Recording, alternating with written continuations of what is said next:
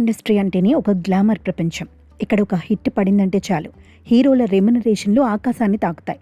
ఒక్కోసారి సినిమా ఫలితంతో సంబంధం లేకుండా కోట్లకు కోట్లు డిమాండ్ చేసే హీరోలు ఉన్న ఈ రోజుల్లో ఒక స్టార్ హీరో తన పందాను మార్చుకున్నారు. తను నమ్మిన నిర్మాత నష్టపోకూడదని ఏకంగా తన పారితోషికాన్ని తగ్గించుకుని అందర్నీ ఆశ్చర్యపరిచారు. ఆ హీరో మరెవరో కాదు, నటసింహం నందమూరి బాలకృష్ణ. నిజానికి బాలయ్యకు ఇప్పుడున్న ఫామ్ చూస్తే ఆయన అడిగినంత ఇచ్చేందుకు నిర్మాతలు క్యూ కడుతున్నారు. అఖండ నుంచి మొదలైన ఆయన జైత్రయాత్ర వరుస విజయాలతో దూసుకుపోయింది. కానీ గతేడాది వచ్చిన అఖండ 2 విషయంలో లెక్కలు కొంచెం మారాయి. దాదాపు 125 కోట్ల భారీ బడ్జెట్తో తెరకెక్కిన ఈ చిత్రం మిక్స్డ్ టాక్ రావడంతో ఆశించిన స్థాయిలో వసూళ్లు రాబట్టలేకపోయింది. దీంతో ఈ చిత్రం నిర్మాతలకు భారీ నష్టాన్ని మిగిల్చింది. సాధారణంగా ఏ హీరో అయినా సినిమా రిజల్ట్తో సంబంధం లేకుండా తన అగ్రిమెంట్ ప్రకారం డబ్బులు తీసుకుంటారు. కానీ బాలయ్య రూటే వేరు. సినిమా పోతే నిర్మాత రోడ్డున పడకూడదనేది ఆయన సిద్ధాంతం.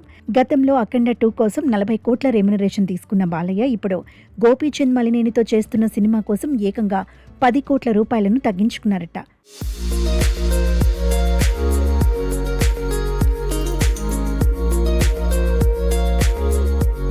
అంటే దాదాపు 30 కోట్లకు ఆయన ఓకే చెప్పినట్లు సమాచారం. ప్రస్తుతం గోపీచంద్ మలినేని దర్శకత్వంలో రాబోతోన్న ఈ సినిమాపై భారీ అంచనాలున్నాయి. ఇందులో బాలయ్య ఒక పవర్ఫుల్ గ్యాంగ్స్టర్గా కనిపించబోతున్నారట.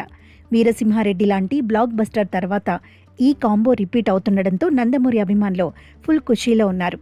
అంతేకాదు, బాలయ్య ఫ్యూచర్ లైనప్ కూడా మామూలుగా లేదు. ఆయన డేట్స్ కోసం స్టార్ డైరెక్టర్లు క్యూ కడుతున్నారు.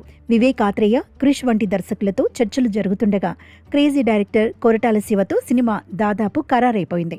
దీనికి సంబంధించిన అఫీషియల్ అనౌన్స్మెంట్ మే 1వ తేదీన పూజా కార్యక్రమాలతో రాబోతోంది.